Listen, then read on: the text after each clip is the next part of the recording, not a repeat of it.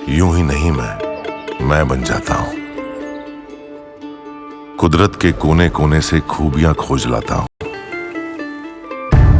गुणवत्ता की गहराइयों का गोताखोर हूं मैं। यूं ही नहीं मैं रजनीगंधा बन जाता हूं। दोनों छोड़कर जाएंगे भी तो इंडिया अलायंस से जुड़कर भी कोई फायदा होगा या नहीं, क्योंकि इंडिया अलायंस तो ऑलरेडी 234 पर है।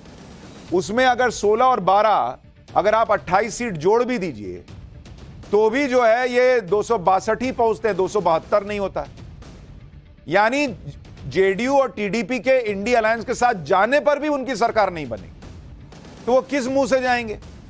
अच्छा, चंद्रबाबू नायडू को की जहां तक बात है, उन्हें तोड़ना बहुत आसान भी नहीं है, क्योंकि पहली बात यह कि चंद्रबाबू नायडू की छवि नीतीश कुमार जैसी नहीं है कि वो जब मन तब पलटी मार दें। दूसरी बात यह है कि चंद्रबाबू नायडू बीजेपी के पुराने सहयोगी रह चुके हैं। तीसरी बात, नरेंद्र मोदी से उनका कनेक्शन बहुत पुराना है, सीएम के समय का है। चौथी बात, लोकसभा के साथ साथ चंद्रबाबू नायडू ने आंध्र प्रदेश विधानसभा चुनाव भी बीजेपी के साथ मिलकर लड़ा है और आज ही एक तरफा जीत हासिल की है। चंद्रबाबू नायडू को जब अभी वाईएसआर कांग्रेस की सरकार ने जेल में डाला, वो बाहर आए तो उनके साथ कोई व्यक्ति खड़ा था तो वो नरेंद्र मोदी खड़े थे। तो ऐसे में कैसे वो रातों रात नरेंद्र मोदी को छोड़ देंगे? नतीजों के दौरान ही पीएम मोदी और अमित शाह ने चंद्रबाबू नायडू को फोन भी किया और उन्हें आंध्र प्रदेश में जीत की बधाई भी दी। पीएम मोदी ने चंद्रबाबू नायडू को जीत की बधाई देने के लिए ट्वीट भी किया और आप देखिए, सिद्धार्थनाथ सिंह बीजेपी के नेता वहां उनको फूल देने भी गए।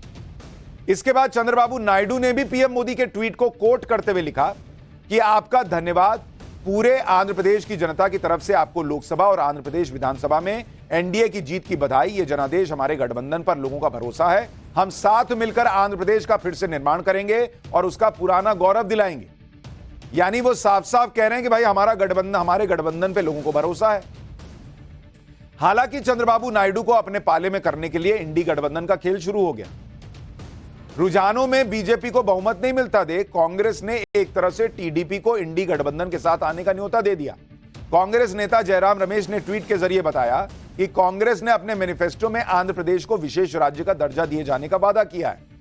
आगे जयराम रमेश ने कांग्रेस मैनिफेस्टो का हवाला देते हुए ट्वीट में लिखा कि इंडी गठबंधन आंध्र प्रदेश को विशेष राज्य का दर्जा देने के 2014 के अधूरे काम को पूरा करेगा।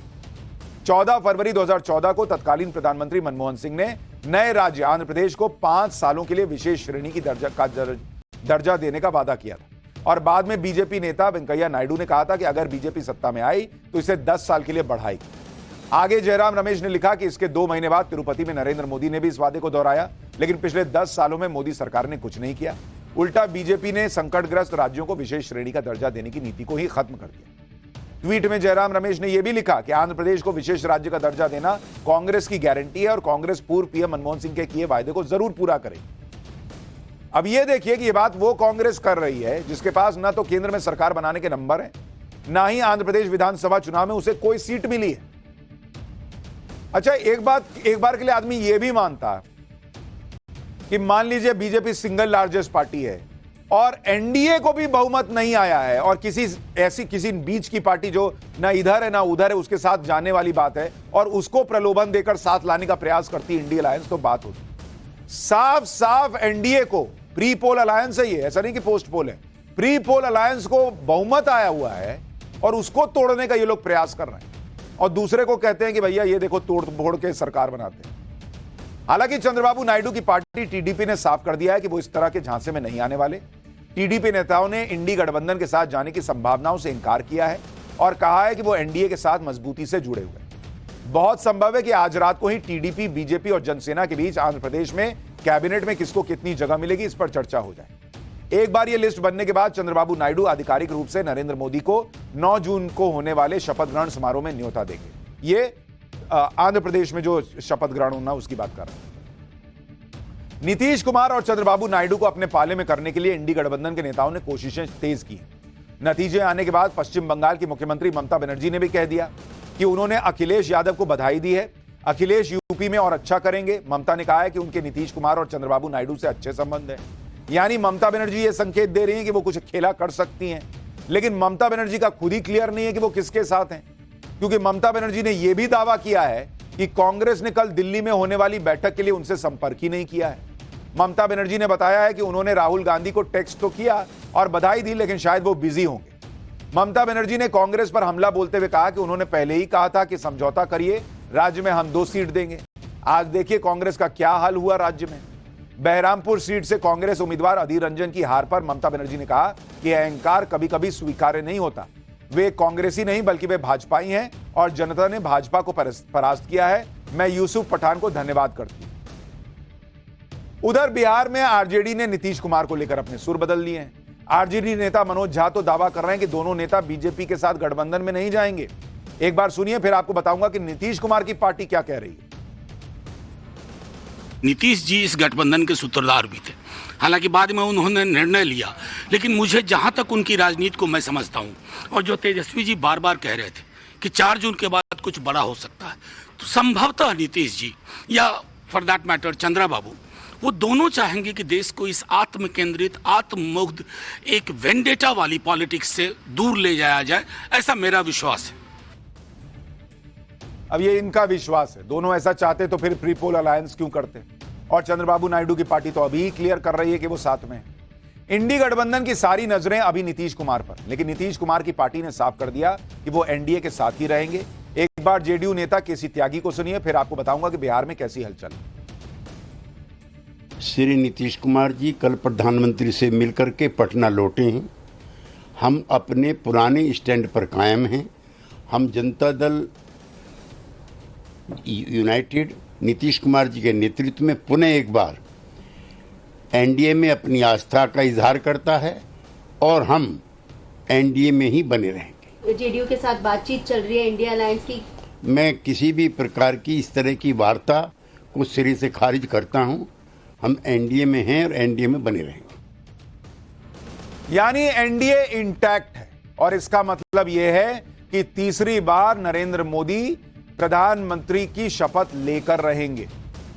फिर भी पता नहीं क्यों किस बात की खुशी ये लोग मना रहे हैं। 5 साल विपक्ष में बैठना है।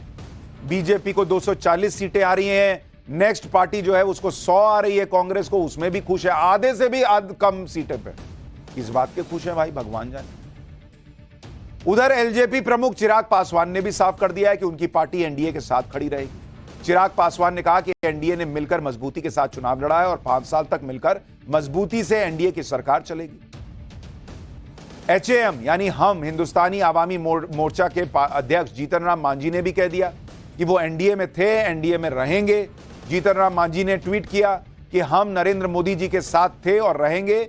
आगे जीतन राम मांझी ने लिखा कि वो कल दिल्ली पहुंच रहे हैं और एक बार फिर प्रधानमंत्री नरेंद्र मोदी जी को प्रधानमंत्री बनाएंगे। यानी एनडीए में एक भी आदमी ऐसा नहीं है, एक भी दल ऐसा नहीं है जो कहीं से लगे कि इधर उधर जा सकता है। लोकसभा चुनाव के नतीजे आने के साथ ही एनडीए और इंडी गठबंधन में राजनीतिक हलचल तेज हो गई। कल बीजेपी ने दिल्ली में एनडीए में शामिल सभी पार्टियों की बैठक बुला ली। खबर है कि इस बैठक में एकनाथ शिंदे वाली शिवसेना और अजीत पवार गुट वाली एनसीपी भी शामिल हो सकती है। उधर रुझानों में बीजेपी को बहुमत नहीं मिलने के बाद इंडी गठबंधन ने भी जोड़-तोड़ की राजनीति शुरू की। कल दिल्ली में इंडी गठबंधन की भी बैठक होने वाली है। ममता बनर्जी ने इस बैठक में खुद शामिल होने से इनकार किया, लेकिन पार्टी की तरफ से प्रतिनिधि भेजने की बात कही। जो इंडी गठबंधन इस आस में है कि एनडीए का कुनबा शायद टूट जाए, नीतीश कुमार पलटी मार दें, चंद्रबाबू उनके पाले में आ जाएं, उन्हें यह नहीं भूलना चाहिए कि हो सकता है कि इंडी गठबंधन ही टूट जाए। क्योंकि जिस तरह इंडी गठबंधन हाथ पांव मार रहा है, उसी तरह हो सकता है कि नरेंद्र मोदी भी इंडी के कुछ दलों को अपने साथ लाने की कोशिश करें ताकि उनका मार्जिन एनडीए का और बढ़ जाए। अगर ऐसा हुआ तो हो सकता है ममता बनर्जी को भी साथ लाने की कोशिश की जाए, क्योंकि ममता बनर्जी पहले भी एनडीए का हिस्सा रह चुकी हैं और अभी ममता बनर्जी का इंडी गठबंधन के साथ स्टेटस भी पूरी तरह क्लियर नहीं है। कभी वो कांग्रेस को कोसती हैं, कभी कांग्रेस उनको कोसती है। राज्य में गठबंधन हुआ नहीं उनका, तो क्या ममता बनर्जी हो सके कि भाई इधर आ जाएं? दूसरा नाम उद्धव ठाकरे का है, उन्हें भी हो सकता है एनडीए अप्रोच करे। उद्धव ठाकरे भी बीजेपी के पुराने सहयोगी रहे हैं, लोकसभा चुनाव में 7 निर्दलीय भी जीते हैं। ये भी इंडी गठबंधन या एनडीए के साथ जा सकते हैं। ममता बनर्जी तो ये डर जता भी चुकी हैं, इसलिए आज उन्होंने कहा कि इंडी गठबंधन टूटने वाला नहीं है। लेकिन अभी जो सबकी नजरें टिकी हैं वो नीतीश कुमार पर हैं, जो आज ना तो सामने आए और ना ही उनका कोई बयान आया है। नीतीश कुमार कहां है? हमारे सहयोगी पटना से साकेत जुड़ रहे हैं इस वक्त। साकेत, बड़ा सवाल यह है कि नीतीश कुमार कहां हैं? ना एक ट्वीट पर बधाई दी है, ना कोई बयान दिया है। दिन में पता चला कि वो सो रहे थे शायद जब चौधरी जी उनसे मिलने गए, सम्राट चौधरी। कहां है नीतीश कुमार? देखिए, नीतीश कुमार अपने मुख्यमंत्री आवास में ही है। आज दोपहर एक बार सम्राट चौधरी जब उनसे मिलने पहुंचे थे तो उस समय नीतीश कुमार से उनकी मुलाकात नहीं हो पाई थी, लेकिन दूसरी बार फिर से सम्राट चौधरी वहां पर पहुंचे एक अन्य मार्ग, और वहां एक घंटे से अधिक मुलाकात जो है वो दोनों नेताओं के बीच में हुई। उस दौरान विजय चौधरी जो बिहार सरकार में मंत्री हैं, नीतीश कुमार के करीबी हैं, संजय झा, ये तमाम लोग जेडीयू के तरफ से भी मौजूद थे और तमाम बिंदु पर वहाँ पर बात हुई। और जो हमें जानकारी मिल रही है सोर्स के हिसाब से, वहां पर प्रधानमंत्री नरेंद्र मोदी से भी नीतीश कुमार की बात कराई गई और उसके बाद ये तमाम चीजें साफ हो गई कि कल सुबह 10:30 बजे के आसपास का समय बताया जा रहा है जब नीतीश कुमार दिल्ली जाएंगे। कल एनडीए की बैठक में वो शामिल होंगे और इससे पहले चिराग पासवान ने अपनी सहमति दे ही दी है। उन्होंने कहा है कि ये गर्व की बात है कि प्रधानमंत्री हमारे तीसरी बार शपथ ले रहे हैं। जीतन राम मांझी ने कह दिया है, साकेत, यानी नीतीश कुमार के पलटने की कोई गुंजाइश नहीं दिख रही गया से दिल्ली के लिए। देखिए, ऐसी कोई स्थिति अभी फिलहाल नहीं दिख रही है क्योंकि जेडीयू के नेताओं से हमारी लगातार बात हो रही है और उनके तरफ से भी कोई इस तरह के संकेत नहीं है। क्योंकि आप देखिए, जब लोकसभा चुनाव के लिए टिकट बंटवारे की भी बात थी उस समय भी नीतीश कुमार का पूरा सम्मान रखा गया। जो 16 सिटिंग सीटें थी नीतीश कुमार की, वो तमाम सीटें जो है वो नीतीश कुमार को दी गई। इसके अलावा नीतीश कुमार को लेकर जिस तरह से जेडीयू के जितने भी कैंडिडेट थे वहां पर प्रधानमंत्री खुद जाकर सभा किए, वहां पर रैलियां की उन्होंने। पूरी बीजेपी की तरफ से बैकअप जो था वो जेडीयू के कैंडिडेट को मिला था उन सीटों पर और उसी का नतीजा है कि इस तरह से जीत मिली है। जेडीयू के तमाम नेता ये बात कह भी रहे हैं कि ये जो जीत है ये नीतीश कुमार की ही जीत नहीं है बल्कि प्रधानमंत्री नरेंद्र मोदी के नेतृत्व और नीतीश कुमार की बिहार में जो नेतृत्व है उसकी जीत है। तो ऐसे में जेडीयू इस बात को समझ रही है कि ये जो भी जीत मिली है और जो भी समर्थन। जी ठीक है साकेत, यानी अभी जेडीयू भी एनडीए में है, टीडीपी तो है ही है और ये भी हमने आपको आंकड़ों में बता दिया कि दोनों के अलग अलग जो है एनडीए से अलग होने का कोई मतलब नहीं। साथ में भी अलग हो जाएं तो भी इंडी गठबंधन का नंबर पूरा नहीं होता, उनको कुछ और लोगों की जरूरत पड़ेगी। यानी अभी नरेंद्र मोदी को कोई खतरा दिख नहीं रहा।